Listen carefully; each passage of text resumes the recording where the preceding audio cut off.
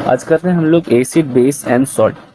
ठीक है, तो पहली चीज़ जो है, एसिड जो होता है वो खट्टा होता है, उसका नेचर होता है खट्टा। उसके साथ साथ अगर मैं बात करूँ यहाँ पे बेस की, तो बेस का नेचर होता है कसैला या बिटर। अब how to check about it with the help of litmus paper. हम कैसे चेक कर सकते हैं इसको? लिटमस पेपर के हेल्प से। ओके, सो हमेशा ध्यान रखना है, अगर ब्लू लिटमस रेड हो रहा है इसका मतलब वो चीज़ एसिडिक है। अगर रेड लिटमस ब्लू हो रहा है उसका मतलब वो चीज़ बेसिक है। ओके, अगर रेड लिटमस रेड ही है इसका मतलब कोई चेंज नहीं है, और ब्लू लिटमस ब्लू है जिसका मतलब भी कोई चेंज नहीं है। उसके साथ साथ अगर हमने इंडिकेटर्स की बात शुरू ही की है, तो an indicator tell us that whether the substance is acid और बेस। यानी इंडिकेटर हमें बताते हैं क्या बताते हैं इंडिकेटर हमें? कि कोई भी चीज़ भाई एसिड है या बेस नेचर का है, राइट। कैसे?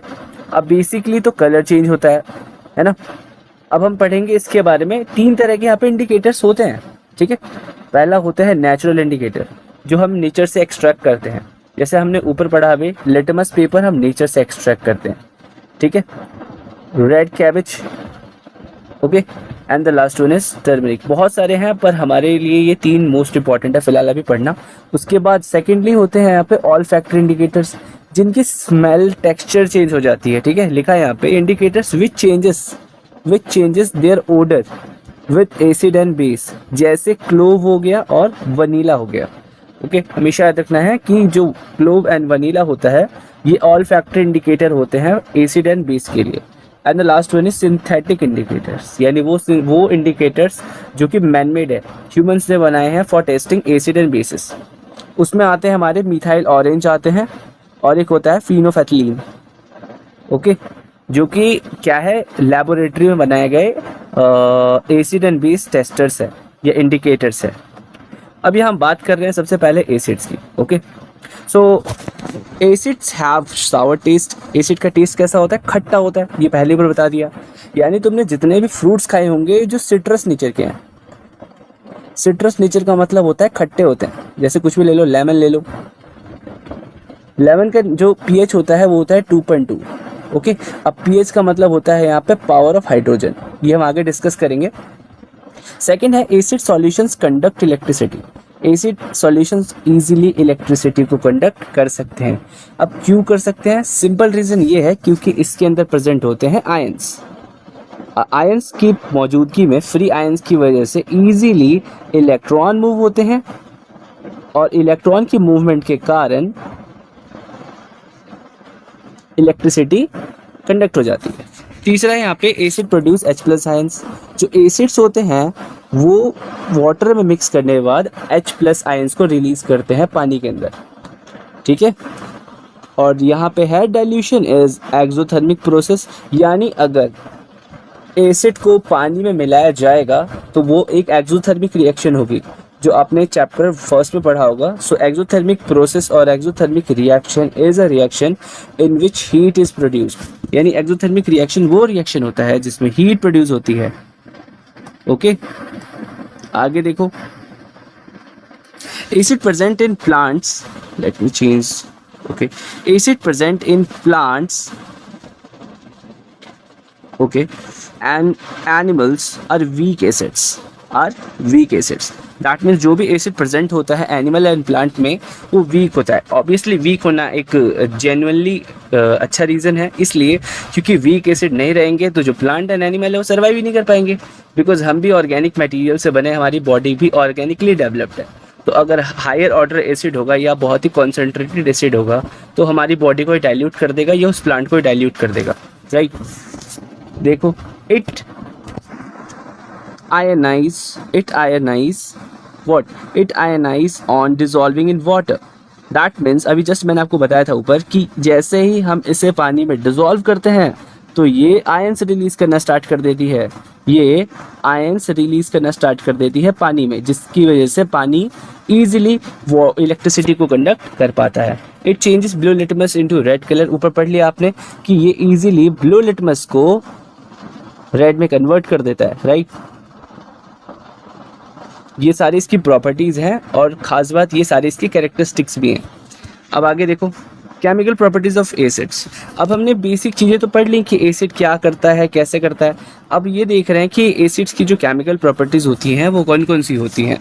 तो reaction of acids with metal, अब ये इस चैप्टर का कोर है, ध्यान से देखना। Reaction of acids with metal, right. तो फर्स्ट चीज़ ये है कि जब भी एसिड रिएक्ट करता है मेटल के साथ, अब मैंने मेटल इसलिए लिखा है क्योंकि हर मेटल ऑलमोस्ट सेम बिहेव करता है, कुछ मेटल यानी कुछ एक्सेप्शंस को छोड़कर।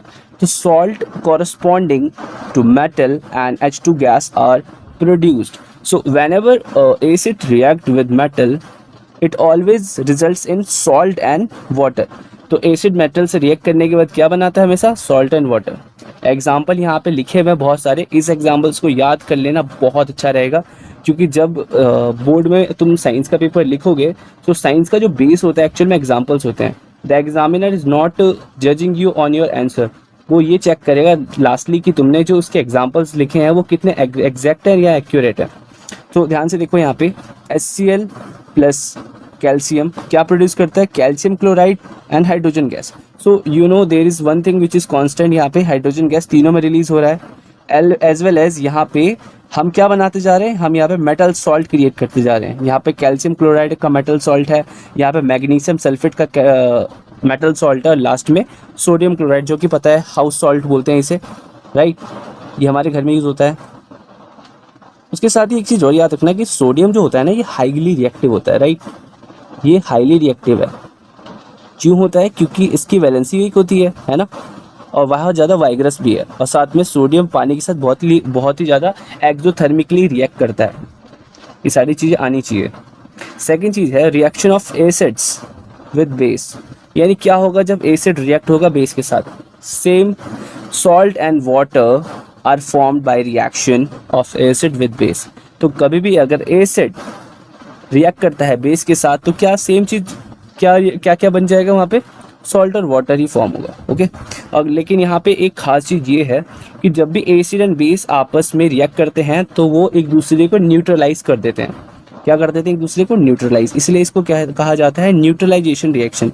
तो देखो ध्यान से, एसिड प्लस बेस क्या प्रोड्यूस करते हैं, सॉल्ट एंड वाटर। यहाँ पे एग्जाम्पल है hydrochloric acid plus sodium hydroxide. अब ध्यान से देखोगे ना, ये स्ट्रॉन्गेस्ट एसिड है, ये स्ट्रॉन्गेस्ट एसिड है हमारे पास। बाय द वे हमारे स्टमक में भी प्रेजेंट होता है ना, ये हमारा बोल सकते हैं इंटेस्टाइनल ये हमारे स्टमक में ही प्रेजेंट होता है, ठीक है। उसके साथ सोडियम हाइड्रोक्साइड क्या है, ये स्ट्रॉन्गेस्ट बेस है। जब ये आपस में रिएक्ट करते हैं तो क्या बनाते हैं, ये सोडियम क्लोराइड जो कि एक्वस, हाँ ये भी सीख लो, ये EQ का मतलब होता है something that can be dissolve in water, okay. ये बताया नहीं जाता, जैसे इसका मतलब होता है एक्वस। एक्वस मतलब है वो चीज़ जो पानी में घुल सकती है। उसके साथ क्या रिलीज होता है यहाँ पे, H2। अब आगे आ जाओ, थर्ड है इसका reaction of acids with metal oxides. अब फर्स्टली ये देख लो मेटल ऑक्साइड्स क्या होते हैं। तो मेटल ऑक्साइड का मतलब होता है व्हेन मेटल गेट ऑक्सीडाइज्ड और metal gate burn with in the presence of oxygen. जब मेटल एंड ऑक्सीजन रिएक्ट करते हैं तो बनाता है मेटल ऑक्साइड। क्या बनाते हैं, मेटल ऑक्साइड। इस चीज़ का ध्यान रखना है। आ जाओ, बाकी इस चीज़ को हम आगे पढ़ेंगे कैसे रिडक्शन होता है, ये फर्स्ट चैप्टर के अंदर है कि रिडक्शन ऑक्सीडेशन क्या होता है, okay. This reaction is similar to acid and base reaction, which means that reaction acid with metal oxide form salt plus water. So एक चीज़ तुमने कॉमन देखी होगी, चाहे वो एसिड प्लस मेटल का रिएक्शन हो, चाहे वो एसिड प्लस बेस का रिएक्शन हो, चाहे वो एसिड प्लस मेटल ऑक्साइड का रिएक्शन हो, the result is almost same, salt plus water, right. ठीक है, एग्जाम्पल यहाँ पे सेम है, देखो ध्यान से।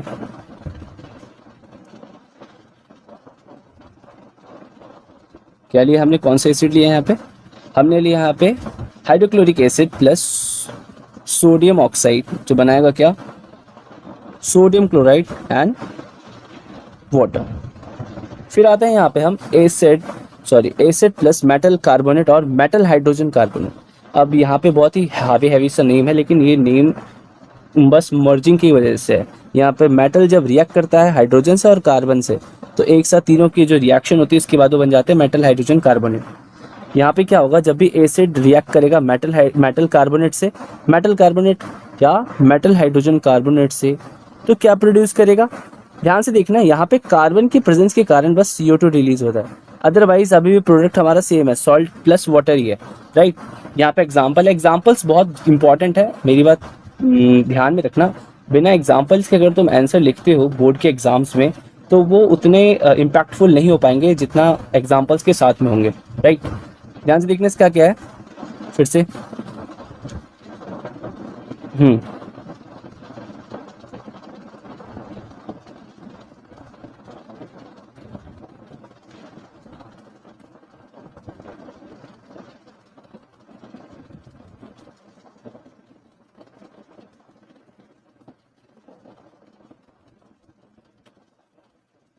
हाँ, ध्यान से देखो, यहाँ पे एग्जाम्पल क्या है इसका, hydrochloric acid plus sodium bicarbonate क्या प्रोड्यूस करता है, salt plus H2O plus CO2। CO2 यहाँ पे न्यू चीज है, ओके।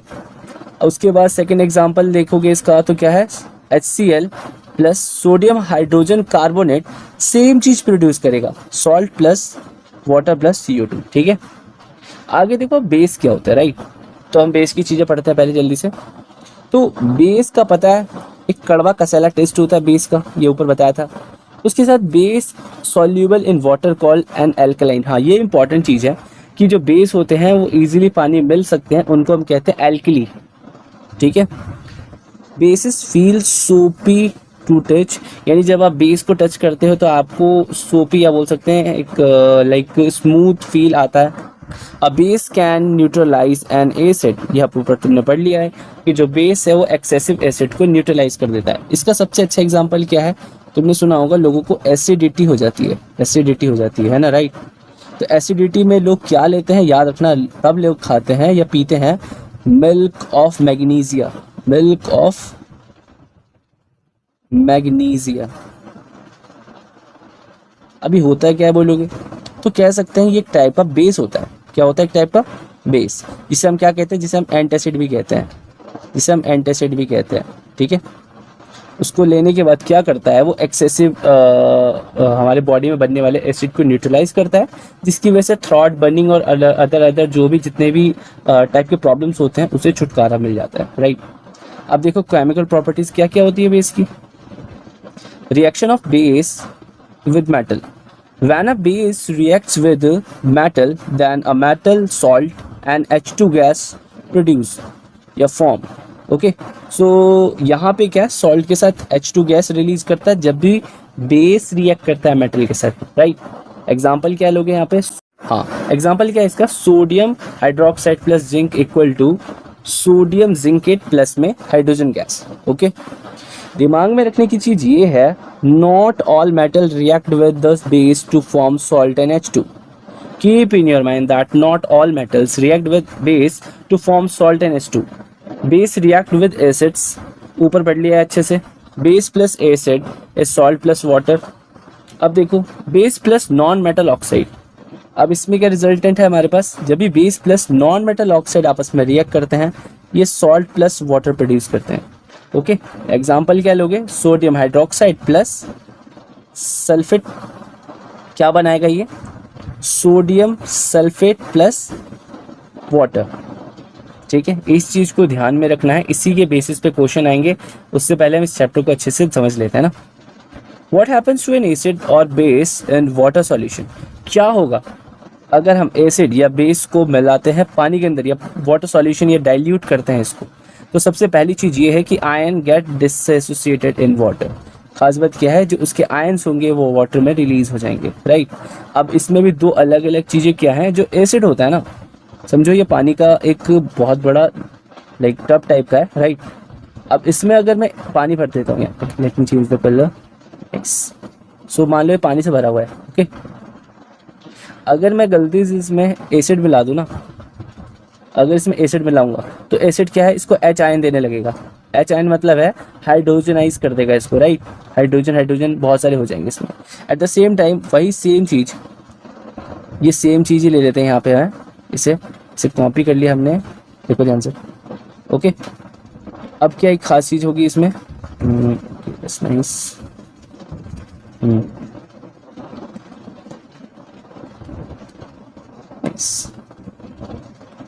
अब खास चीज़ क्या होगी, जब मैं बेस को डालूंगा ना वाटर के अंदर, राइट, तो जो बेस जो है वो OH आयन से रिलीज करना स्टार्ट कर देगा, ये ध्यान रखना है। आगे आओ, अब देखो, छोटा है पर खोटा है कॉन्सेप्ट, बहुत इंपॉर्टेंट है ये पेपर में आ जाता है और पता भी नहीं चलता है कहाँ से आया है, कहाँ से क्या पूछ लें इन लोगों ने हमसे, और फिर बच्चे फंस जाते हैं। देखो, all basis do not dissolve in water, भाई सारे बेसिस पानी में नहीं मिलते हैं। Alkalis can dissolve in water, alkalis पानी में इजीली मिल जाते हैं।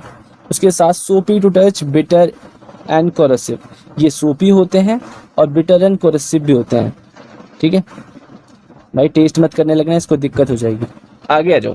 अब पीएच स्केल क्या होता है, इस पे हर साल 1 से 2 क्वेश्चन तो तुम्हें दिख ही जाएंगे भाई, इजीली, कोई डाउट नहीं है इसमें, पिछली बार का भी पेपर चेक कर सकते हो तुम।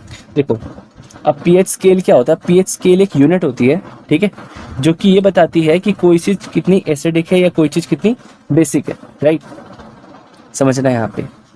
अब पीएच स्केल मैं यहाँ पे नहीं बनाने वाला हूँ, लेकिन हाँ मैं तुम्हें उसकी डिटेल्स दे दूंगा यहाँ पे। जो पीएच स्केल होता है तुम अपनी बुक में चेक कर सकते हो, अपनी बुक खोल के बैठो फटाफट से, मैं तुम्हें एक्सप्रेस कर देता हूँ यहाँ पे उसको। एक स्केल होती है, राइट, जो 14 से लेके 0 तक जाती है। ओके, अब हमेशा याद रखना, अगर 7 से कोई चीज़ लेफ्ट की तरफ है तो वो एसिडिक हो जाएगी, और अगर 7 से कोई चीज़ 14 की तरफ है तो बेसिक हो जाएगी, राइट, क्लियर है। अब खास बात क्या है ना, हमारा ब्लड भी बेसिक होता है, तो हमारी बॉडी हमेशा कोशिश करती है अपने आप को बेसिक नेचर के रिटेन करने के लिए। उसके लिए क्या है, ध्यान से देखो। पहले देख लेते हैं स्टमक के अंदर, a scale measuring H+ ion concentration in a solution, ये एक ऐसा स्केल, इसका नाम ही पीएच है ना। पीएच स्केल का ही मतलब क्या हो जाएगा, पीएच का मतलब ये होता है power of hydrogen, power of hydrogen, right, यानी जिस चीज़ में जितना हाइड्रोजन होगा वो चीज़ उतनी ज़्यादा एसिडिक होगी, वो चीज़ उतनी ज़्यादा डेंजरस होगी, राइट। अब देखना ध्यान से, मेजरिंग प्रिंसिपल क्या है, बाय यूजिंग यूनिवर्सल इंडिकेटर्स जो हमारे पास हैं। पी पता ही तुम्हें, स्टैंड फॉर पोटेंस, पोटेंस मतलब होता है शक्ति, पावर, राइट, और हायर मतलब H+, लोअर पीएच वैल्यू। अब इम्पोर्टेंस इन डेली लाइफ, भाई हमें पता नहीं चलता, लेकिन हम डेली लाइफ में काफ़ी ज़्यादा प्रिकॉशनरी रहते हैं इस चीज़ के लिए कि हमारी बॉडी एसिडिक ना हो जाए ज़्यादा।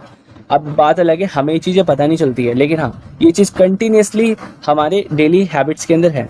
तो पहले देखो डाइजेस्टिव सिस्टम कैसे, स्टमक प्रोड्यूस HCl, हमारी बॉडी खाने को या बोल सकते हैं कॉम्प्लेक्स स्टार्च को तोड़ने के लिए हमारी बॉडी यूज़ करती है हाइड्रोक्लोरिक एसिड का for digestion. Excess acid cause irritation and pain, ज़्यादा अगर एसिड प्रोड्यूस बॉडी करेगी खाने को डाइजेस्ट करने के लिए तो क्या होगा, मैंने जस्ट अभी ऊपर आपको बताए थे चीज़ कि हमारी बॉडी कभी कभी अपने लिमिट से ज़्यादा एसिड प्रोड्यूस कर लेती है, तब हमें स्टमक बर्न आता है, तब हमें थ्रॉट बर्न आता है, सुना होगा अपने गले में जलन हो रही है ना। तो उसको हम शांत करने के लिए क्या यूज़ करते हैं, स्ट्रॉन्ग बेस का, जो कि है मिल्क ऑफ मैग्नीशिया, ऊपर बताया था आपको मैंने। ये न्यूट्रलाइज कर देती है उस एक्सेसिव एसिड को और हमें रिलीफ मिल जाता है। उसके बाद टूथ देखिए, तुमने सुना होगा कि भाई खाने के बाद कुल्ला जरूर करने का, भाई यहाँ पे सेम है। अगर हमने खाना खाया है, राइट, तो हमारे जो माउथ में बैक्टीरिया है ना, वो फूड को एसिड में कन्वर्ट करने लगते हैं। अब वो एसिड जो होगा कॉन्टीन्यूसली हमारे टीथ्स को ख़राब करती रहती है। हमारी टीथ्स के ऊपर पता है तुम्हें एक बहुत इंपॉर्टेंट लेयर होती है, समझो हमारी टीथ है एक, हमारी टीथ के ऊपर एक बहुत ही स्ट्रॉन्ग मतलब लाइक हमारे बॉडी में सबसे स्ट्रॉन्गेस्ट लेयर है जिसको हम कहते हैं इनेमल। यहाँ पे एक लेयर बनी होती है जिसे हम कहते हैं इनेमल। अब होता क्या है, जो एसिड होती है ना, इस इनेमल की लेयर को वीक करती रहती है और एक सर्टेन टाइम आता है जब उसको तोड़ देती है, राइट, तब हमें हो जाती है यहाँ से कैविटी। कैविटी ऐसे हो जाती है, देखा ही होगा तुमने, ऐसे गड्ढा टाइप को ज़्यादा दांत के अंदर। तो इससे बचने के लिए, अगर इस कैविटी से बचना है, राइट, तो इस कैविटी से बचने के लिए क्या करना है, देखो, तो इस कैविटी से बचने के लिए हमें 2 टाइम्स एटलीस्ट, इस कैविटी से बचने के लिए 2 टाइम्स ब्रश करना चाहिए।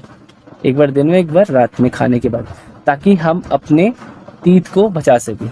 अब इधर देख लो, tooth decay, pH of mouth falls 5.5, tooth enamel calcium phosphate का बना होता है जो कोरोड्स, अभी जस्ट बताया आपको। अगर हमारे मुंह का पीएच लेवल 5.5 से गिरता है, दैट मीन्स बहुत ज़्यादा एसिडिक हो जाता है, तो वो कंटिन्यूसली हमारे इनामल को घिसती रहती है, इरोड करती है। उसके बाद कुछ समय बाद उसका रिजल्ट क्या निकलता है, हमारे दांत में कैविटी हो जाती है, राइट। फिर बहुत पेन होता है, सेंसेशन होता है, और उसका जो अल्टीमेट सॉल्यूशन होता है, रूट कैनाल करवाना पड़ता है या दांत निकलवाना पड़ता है। तो इस चीज़ों से बचना है, इस चीज़ को अवॉइड करना है, तो एटलीस्ट 2 टाइम्स ब्रश करना ही चाहिए, ठीक है। टूथपेस्ट बेसिक नेचर का होता है, हमारे दांतों को झड़ने से या दांतों में कैविटी लगने से बचाता है। अब plants and animals are pH sensitive, जितने भी एनिमल प्लांट्स होते हैं बताया, ये बहुत ज़्यादा पीएच सेंसिटिव होते हैं। हाँ, पीएच का स्केल हमारे बॉडी या हमारे प्लांट्स का थोड़ा सा भी ऊपर नीचे होने पे प्लांट्स को भी दिक्कत होती है और एनिमल्स को तो होती है। देखो, our body works in pH of 7.2 7.8, यानी हमारी बॉडी जो होती है ना, वो 7 से लेके 7.8 पीएच तक वर्क करती है। ये रेंज है हमारी बॉडी की। दैट मीन्स 7 से नीचे पीएच गया तो दिक्कत, 7.8 से ऊपर गया तो दिक्कत, ठीक है। उसके बाद एक चीज़ ये भी आती है, एसिड रेन। अब एसिड रेन कैसे होता है, जब एक्सेस पॉल्यूशन होता है कहीं पर, राइट। जब एक्सेस पॉल्यूशन होता है कहीं पर, तो जो बहुत सारे हार्मफुल गैसेस है, जब बहुत सारे हार्मफुल गैसेस है ना, वो कॉन्सेंट्रेट हो जाते हैं एटमॉस्फेयर में, ठीक है, और वाटर ड्रॉपलेट के साथ ज़मीन पर आ जाते हैं, राइट। वाटर ड्रॉपलेट के साथ ज़मीन पर आ जाते हैं। ऑब्वियसली अगर इतने ज़्यादा डेंजरस, या बोल सकते हैं इतने ज़्यादा हजार्डियस जब गैसेस वाटर के साथ नीचे आएंगे, तो नीचे रहने वाली सभी चीज़ों को डैमेज करेंगे, है ना। तो याद रखना, जो रेन जिसका पीएच 5.6 से नीचे होता है ना, वो सारी एसिडिक रेन है। ये एक्वेटिक लाइफ के लिए बहुत डेंजर है। कैसे हो जाएगी, ये देखो, हमें पता है कि जो पानी है ना, जो रेन वाटर है, राइट, जो रेन वाटर है वो बहते हुए कहाँ जाएगा, बोलोगे, वो जाएगा रिवर के अंदर, है ना। अब रिवर में भी क्या रहते हैं, रिवर में भी लाइफ एग्जिस्ट करती है ना। किस फॉर्म में करती है, लाइफ एग्जिस्ट करती है वहाँ पे, एक्वेटिक फॉर्म में। अब हमसे भी ज़्यादा सेंसिटिव होते हैं फिशेस, ठीक है, तो उनकी लाइफ क्या हो जाती है, खतरे में आ जाती है ना। या बहुत केसेस में अगर ज़्यादा पीएच चला जाता है पानी का, तो वो लाइफ सर्वाइव भी नहीं करती, मर भी जाती है। उसके बाद जब हमने एनिमल्स की बात कर ही ली है, अब तो सॉइल की बात कर लेते हैं। तुम्हें पता है कि जो फार्मर्स होते हैं ना, अगर उनके सॉइल का पीएच थोड़ा सा भी एक सर्टेन लेवल से ऊपर नीचे गया ना, उनकी फील्ड पता है बैरन हो जाती है, ठीक है। बैरन का मतलब समझते हो, बैरन का मतलब होता है बंजर, वहां पे कुछ नहीं उगेगा, ठीक है। इसीलिए अगर एक फार्मर को अपने लैंड को सेव या प्रिजर्व करके रखना है, या ऐसा करके रखना है कि हाईली फर्टाइल हो, उस पर ईजीली फसल उग सके, तो उसको ध्यान रखना पड़ेगा कि उसके सॉइल का पीएच एक लेवल के अंदर हो, ओके, ताकि प्लांट्स की ग्रोथ बहुत हेल्दी हो पाए, है ना। प्लांट्स अच्छे से ग्रो कर पाए ना, प्लांट्स ग्रो ही नहीं करेंगे। आगे आ जाओ। अब रेंज देख लो, बहुत छोटी सी चीज़ है ये। 0 बहुत ज़्यादा एसिडिक, 14 बहुत ज़्यादा बेसिक, है ना। अभी जस्ट मैंने तुम्हें एग्जांपल भी बताए थे इसके, फिर से देख लो, फिर बता रहा हूँ भाई। बहुत ज़्यादा एसिडिक जो होता है ना, HCl होता है। अब बहुत ज़्यादा बेसिक जो होता है वो सोडियम हाइड्रोक्साइड होता है, ये याद रख लेना दिमाग में। उसके बाद 7 बोल सकते हैं न्यूट्रल होता है, जैसे पानी का होता है वो। अगर पीएच 7 से कम है तो भाई एसिडिक सॉल्यूशन है। स्ट्रॉन्ग एसिड 0 से 3 के बीच में होता है, और 3 से 6 के बीच में वीक एसिड होता है ना। और तुम जो नींबू खाते हो ना, जो लेमन, उसका पीएच 2.2 होता है। सोच लो कितना खतरनाक है वो, ठीक है।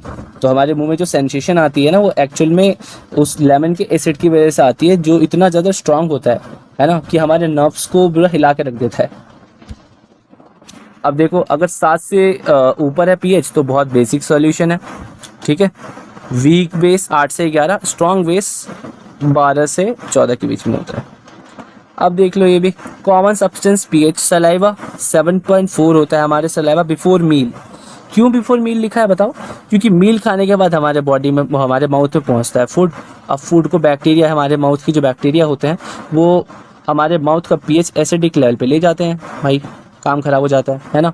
वैसे नॉर्मली हमारे मुंह का जो पीएच होता है, अगर हम खाना खाने से पहले चेक करेंगे तो 7.4 होता है।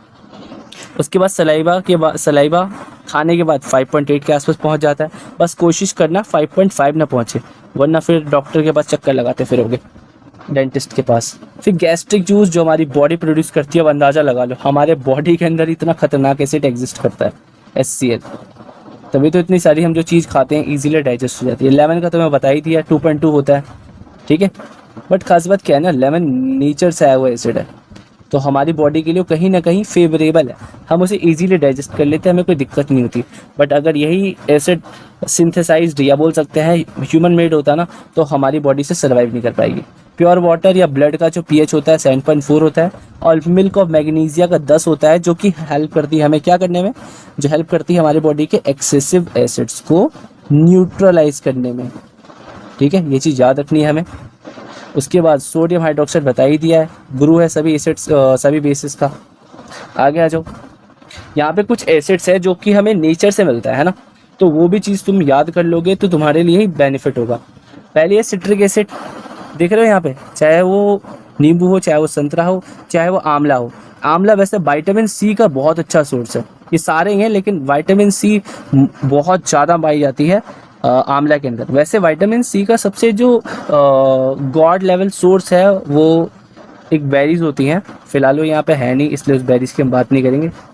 आगे देखो, अब एसिटिक एसिड किससे मिलता है हमें, एसिटिक एसिड मिलता है हमें विनेगर से। उसके साथ यहाँ पे कुछ इन्होंने सैलेड रखा हुआ है लेकिन मेनली विनेगर है, राइट। टेट्रिक एसिड भाई इमली, ठीक है। उसके बाद तुम खा लो थोड़े बहुत क्रैप्स एंड कच्चा, ओके। देन लैक्टिक एसिड, लैक्टिक नाम से बचा लैक्टिक, लैक्टो मतलब मिल्क, यानी मिल्क से बनने वाला एसिड जो कि है कर्ड और मिल्क, है ना। अब ऑक्जेलिक एसिड मिलता है हमें टमाटर से, और यहाँ पे मिलता है हमें स्पिनच पालक से। मिथेनोइक एसिड मिलता है हमें चींटी के काटने से, जिसे हम फॉर्मिक एसिड भी कहते हैं। भैया ये एसिड मिलता नहीं है, ये चींटी हमें दे देती है गिफ्ट की फॉर्म में। तो चींटी जब भी काटती है, देखा होगा हमारे रेड रैशेस पड़ जाते हैं, क्योंकि हमारी बॉडी के लिए ये चीज़ काफ़ी डेंजरस, इन लाइक हमारी बॉडी ऐसा नहीं है फॉर्मिक एसिड को टेकल नहीं कर सकती है, कर तो लेती है लेकिन एक इरिटेशन सा आ जाता है, राइट। अब यहाँ पे एक एसिड का नाम लिखा नहीं है, तुम लिख लेना इसका नाम, उसका नाम होता है मैलिक एसिड, मैलिक एसिड, ठीक है, जो पाया जाता है एप्पल के अंदर। आगे आ जाओ, अभी हम इतना बात कर ही चुके हैं सॉल्ट्स की, तो अब सॉल्ट्स को थोड़ा डीप में समझते हैं। तो जो सॉल्ट्स होते हैं ना, उनके कुछ इंपॉर्टेंट टाइप्स होते हैं, देखो जैसे कैसे। एक होता है पहले सोडियम क्लोराइड, राइट। उसके बाद आता है हमारा सोडियम हाइड्रोक्साइड, फिर है washing soda, baking soda, bleaching powder and plaster of Paris. उससे पहले तुम ये समझ लो, ध्यान से देखना इस पेंटिंग को या इस इमेज को। If a strong acid and base are neutral with pH level 7, ठीक है। Of a strong acid and base are neutral with pH level of 7 other hand, ध्यान से देखना, अगर तुम्हारे पास जो एसिड है बहुत स्ट्रॉन्ग है और जो तुम्हारे पास बेस है बहुत ही वीक है, उस केस में क्या होगा, उस केस में तुम्हारा एसिड डोमिनेट करेगा, जैसे फिलहाल तुम्हें दिख रहा है, राइट। क्या कर रहा है, जो ओवरऑल रिजल्टेंट है ना वो एसिडिक हो जाएगा। क्या हो जाएगा, एसिडिक।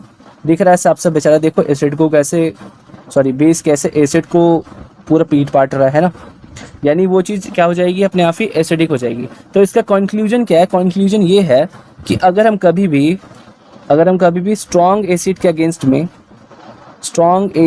अगेंस्ट में खड़ा करते हैं बेस को, तो हमारा जो रिजल्टेंट होता है हमेशा एसिडिक ही रहता है, ठीक है। आगे देखो, अगर हमारा बेस बहुत स्ट्रॉन्ग है हमारा, अब देख रहे हो एसिड कैसे डर रहा है, ठीक है, तो उस केस में क्या होता है, सेम चीज़ जस्ट वाइस वर्सा, तो चीज़ें बेसिक हो जाती हैं। बेसिक चीज़ें पता है, ये हमारे लिए बहुत फेवरेबल है। देख रहे हो एसिड कैसे डर के बैठा हुआ है।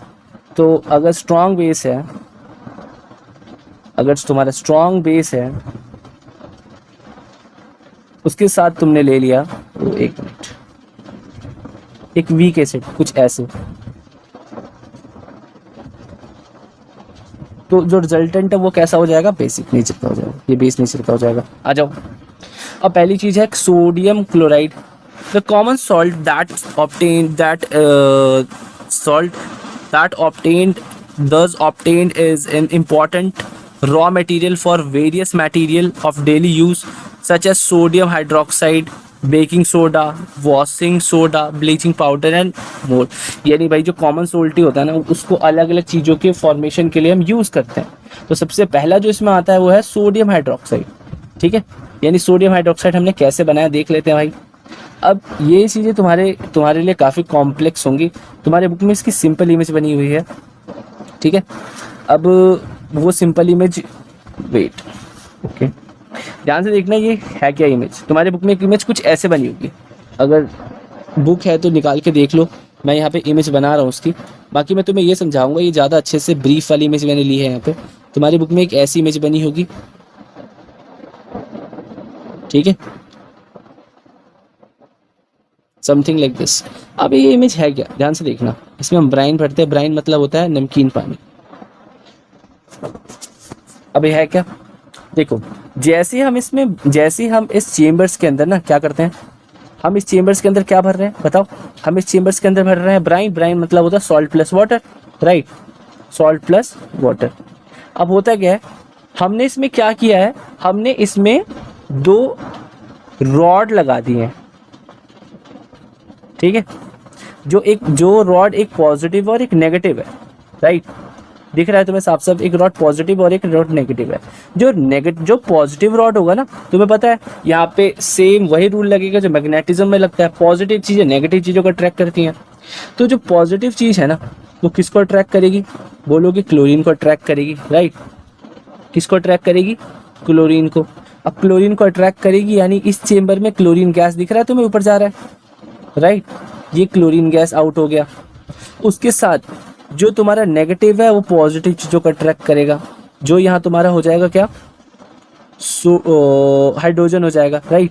तो हाइड्रोजन इधर से क्या हो जाएगा तुम्हारा, हाइड्रोजन इधर से आउट हो जाएगा। तो तुमने एक चीज गौर की होगी, तुमने पानी के अंदर से और नमक, सॉल्ट प्लस वाटर जो था यहाँ पे, तुमने सॉल्ट से क्लोरीन निकाल लिया और पानी से हाइड्रोजन निकाल लिया, राइट। तो इस प्रोसेस को हम कहते हैं, क्या कहते हैं, इलेक्ट्रोलिसिस या इलेक्ट्रोलाइटिक डिकम्पोजिशन भी है। फर्स्ट चैप्टर फिर से रिपीट करवा दिया तो मैंने, ये फर्स्ट चैप्टर का ही पार्ट है ये, ठीक है। इसका यूज़ बड़ी बड़ी इंडस्ट्री में किया जाता है, बाकी चीज़ें हमें पढ़नी ही नहीं है। हमें बेसिकली 2 चीज़ जाननी है कि इलेक्ट्रिसिटी के थ्रू हम पॉजिटिव आयोड से क्लोरीन गैस आउट कर लेते हैं और नेगेटिव आयोड से हम हाइड्रोजन गैस आउट कर लेते हैं, सिंपल। यानी ये वाले से हम क्लोरीन गैस आउट करेंगे, इस वाले से हाइड्रोजन गैस आउट करेंगे। और ये जो ब्राइन है, ठीक है, आगे आओ। When electricity is passed through an aqueous solution, देखो यहाँ पे इसकी ब्रीफिंग है, aqueous solution of sodium chloride brine, it decomposes मतलब है टूट जाता है, क्या बनाने के लिए, सोडियम हाइड्रोक्साइड। कैसे, ध्यान से देखोगे, बोलोगे भैया इसमें तो अब आपका सोडियम बचा है और थोड़ा सा OH बचा है, यानी सोडियम हाइड्रोक्साइड बन जाएगा, राइट, क्योंकि इसमें से हमने मेन चीज़ों को तो आउट ही कर लिया है ना। अब आ जाओ, देख लो इसका जो केमिकल रिएक्शन हो कैसे है। सोडियम क्लोराइड प्लस वाटर जो तुम्हें ब्राइन है, इन दोनों को मिला के ब्राइन बनता है, राइट। तो इसको मिला के बना क्या, sodium hydroxide, chlorine gas and hydrogen gas. तो chlorine gas and hydrogen gas industrial use के लिए, एंड फिर सेम सोडियम हाइड्रोक्साइड भी इंडस्ट्रियल के लिए यूज़ के लिए हम निकाल लेते हैं। Different uses of these product. अब देख लो, अब हमने जो निकाला है, अब ऑब्वियसली कोई भी हम काम करते हैं तो किसी मोटिव से करते हैं, राइट। तो इसके पीछे मोटिव क्या है, हाइड्रोजन गैस एक फ्यूल की तरह यूज हो जाएगा, है ना, और अमोनिया फॉर फर्टिलाइजर्स के लिए अमोनिया की फॉर्म में काम करेगा। क्लोरीन गैस क्या आ जाएगी, वाटर ट्रीटमेंट, तुम्हें पता है क्लोरिनाइजेशन, जिससे हम वाटर के अंदर से बैक्टीरियाज या बोल सकते हैं जर्म्स को मारते हैं, पेस्टिसाइड बनाने में हम यूज़ करेंगे इसका, और स्विमिंग पूल को क्लीन करने में भी यूज़ किया जाता है क्लोरीन का। उसके साथ सोडियम हाइड्रोक्साइड को सोप इंडस्ट्रीज के अंदर, डिटर्जेंट इंडस्ट्री के अंदर डी ग्रीसिंग करने के लिए, मेटल की, लाइक जो मेटल के ऊपर ऑयल होता है, या मेटल की ग्रीसिंग करने के लिए, ताकि मेटल को कोरोज होने से बचा सके, उसको हम वापस नॉर्मल करने के लिए भी किसका यूज़ करते हैं, सोडियम हाइड्रोक्साइड का। और पेपर मेकिंग इंडस्ट्री में भी हम बहुत ज़्यादा यूज़ करते हैं सोडियम हाइड्रोक्साइड। उसके बाद आ जाओ, HCl का यूज़ क्या है? HCl for cleaning steel ammonium chloride. ठीक है, यहाँ पे क्या है, HCl का यूज़ क्या होता है? हाइड्रोक्लोरिक एसिड का स्टील को क्लीन करने के लिए। अमोनियम क्लोराइड एंड मेडिसिन में भी यूज़ किया जाता है इसका।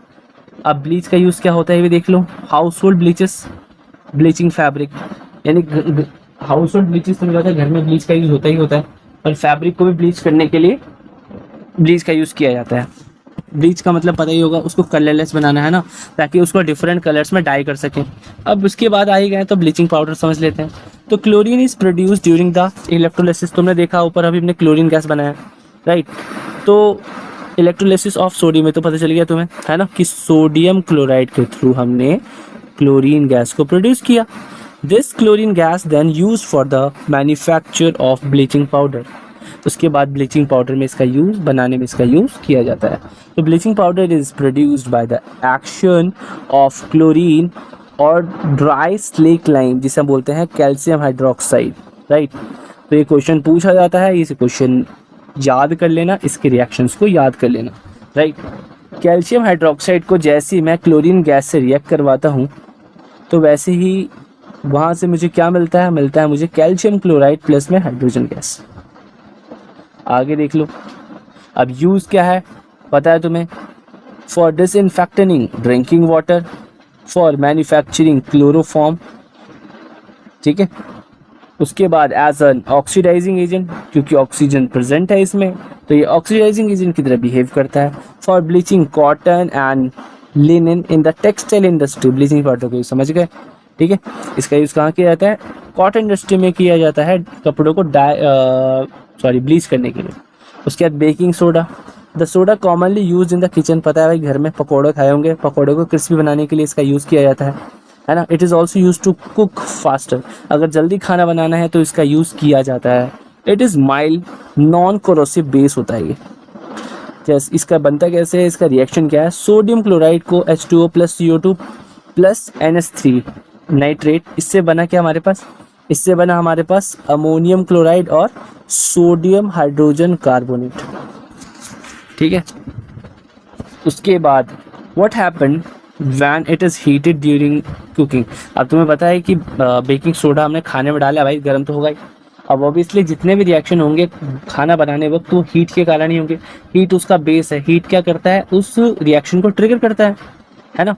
अब देखो, जैसे सोडियम कार्बोनेट ना, नाम ऊपर बता चुका हूँ, देख लेना। उसको जैसे मैंने गर्म किया, ऑब्वियसली खाना गर्म ही होगा ना भाई, खाना बिना गर्म हो कैसे पकेगा? तो उस वक्त क्या प्रोड्यूस होगा? सोडियम बाइकार्बोनेट या सोडियम कार्बोनेट प्लस में हाइड्रोजन गैस प्लस CO2। तो क्वेश्चन आ सकता है what is produce during the heating of sodium bicarbonate. तो क्या क्या क्या बन जाएगा उससे, याद रखना। सोडियम कार्बोनेट बनता है हीट करते वक्त, ओके। उसके साथ साथ क्या क्या रिलीज होता है? उसके साथ साथ CO2 रिलीज होता है प्लस में H2O रिलीज होता है। आगे देखो,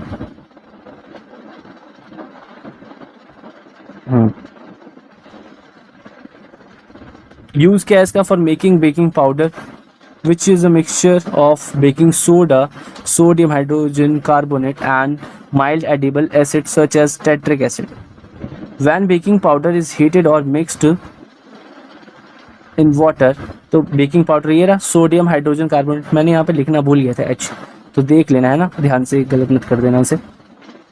आगे आ जाओ, sodium hydrogen carbonate plus H plus, यानी कोई भी एसिड ले लो यहाँ पे, क्योंकि सारे जो एसिड्स होते हैं वो H प्लस है रिलीज करते हैं।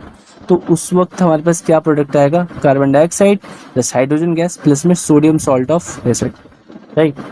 उसके बाद आता है हमारे पास sodium hydrogen carbonate is also an ingredient in antacid. ये भी याद रख लेना, ये काफ़ी इंपॉर्टेंट टर्म है कि सोडियम हाइड्रोजन कार्बोनेट एक इम्पॉर्टेंट इंग्रेडिएंट है एंटासिड का। इट इज़ एल्कलाइन, ये एक एल्कलाइन नेचर का होता है, बताया था। वो बेस जो पानी में घुल सकता है, न्यूट्रलाइज कर देता है एक्सेसिव एसिड को जो कि हमारे स्टमक प्रोड्यूस करता है। It is also use in soda acid fire extinguisher. याद देखना, ये फायर एक्सटिंग्विशर में यूज़ किया जाता है। Washing soda, sodium carbonate NH2O। देखो, recrystallisation of sodium carbonate gives washing soda. याद रखना है कि अगर हम सोडियम कार्बोनेट को रिक्रिस्टलाइज करते हैं तो उससे में क्या मिलता है, वॉशिंग सोडा मिल जाता है भाई लोग। ठीक है, देखो, it is also a basic salt, कोई नहीं, सिंपल। इसका यूज किस इंडस्ट्री में किया जाता है, glass, soap and paper industry में, used in the manufacturing of borax. ये इंपॉर्टेंट है, याद रखना कि वॉशिंग सोडा का यूज बोरेक्स बनाने में किया जाता है। Used in cleaning agent for domestic purposes, obviously तुम्हें पता है घर की साफ सफाई के लिए वॉशिंग सोडा का यूज किया ही जाता है। And also to remove permanent hardness of water, अगर पानी बहुत ज़्यादा हार्ड है ना, तो उसमें भी इसका यूज़ किया जाता है, उसको सॉफ्ट बनाने में, सॉफ्ट या माइल्ड बनाने में। अब water of crystallization, water of crystallization is fix number of water molecule present in one formula unit of salt. इसका कहने का मतलब है जो हमारे पास सॉल्ट है उसमें certain amount of water always present रहता है। ठीक है, बस वो किस फॉर्म में प्रेजेंट रहता है बोलोगे, क्रिस्टलाइज स्टेट में। तभी तुमने देखा है ना, जो सॉल्ट होते हैं छोटे छोटे क्रिस्टल फ्रेगमेंट्स होते हैं ऐसे। तो याद रखना आपसे, जो सॉल्ट का फॉर्मेशन है क्रिस्टलाइज स्टेट, वो कौन देता है, उसको पानी देता है। तो लिखा है साफ साफ, water of crystallization is fix number of water molecule present in one formula of unit of salt. जैसे chemical formula for hydrated copper sulphate जो होगा वो होगा CuSO4 प्लस में 5H2O। देख रहे हो, ये कहीं ना कहीं वाटर एग्जिस्ट करता है उसमें, बहुत ही कम मात्रा में। 5 water molecules are present in one formula of unit of copper sulphate. यानी कॉपर सल्फेट के फॉर्मुलेशन में ध्यान से देखोगे 5H2O यानी 5 मॉलिक्यूल प्रेजेंट है पानी के। उसके बाद लास्ट है हमारा, ये है प्लास्टर ऑफ पेरिस। बताइए भाई, हाथ टूटता है, इसका यूज होता ही होता है। इसमें क्या होता है, कैल्शियम सल्फेट को जैसे ही हम वाटर से रिएक्ट करवाते हैं और गर्म करते हैं तो उससे बनता है हमारे पास क्या, कैल्शियम सल्फेट प्लस में हाफ H2O प्लस में 1/2 या 3/2 H2O। जो भाई ये तुम्हें दिख रहा है ना, ये वाला इक्वेशन, ये है प्लास्टर ऑफ पेरिस। और बाकी ये तो पानी बन के पानी अलग हो ही जाएगा। इसका यूज़ किया जाता है, याद रखना, इसे पहले बात है मॉइस्चर प्रूफ कंटेनर में इसको स्टोर किया जाता है, क्योंकि हल्का भी मॉइस्चर पड़ाना है इस पर तो सॉलिडिफाइड हो जाएगा, राइट। इसका यूज़ किया जाता है setting of fractured bones, making toys, cosmetic, as fire extinguisher material की फॉर्म में भी इसका यूज़ किया जाता है। और सीलिंग एयर गैप्स, इसका यूज़ किया जाता है एयर गैप को सील करने के लिए। ठीक है, उसके साथ ही ये चैप्टर कंप्लीट होता है। एक बार मैं फिर से ऊपर से नीचे तक दिखा देता हूँ आप लोग को, देख लो इसे। ओके, बाकी मैं इस PDF का लिंक YouTube के वीडियो के नीचे दे दूंगा, तो वहाँ से आप इसे डाउनलोड कर सकते हो। ठीक है, चलो आज के लिए इतना ही। अब